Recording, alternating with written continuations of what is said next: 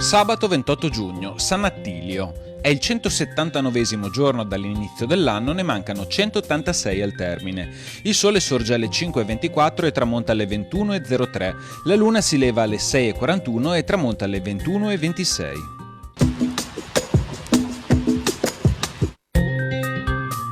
Viene emessa un'ordinanza secondo la quale i giudici e gli avvocati di una stessa causa non possono essere tra loro parenti.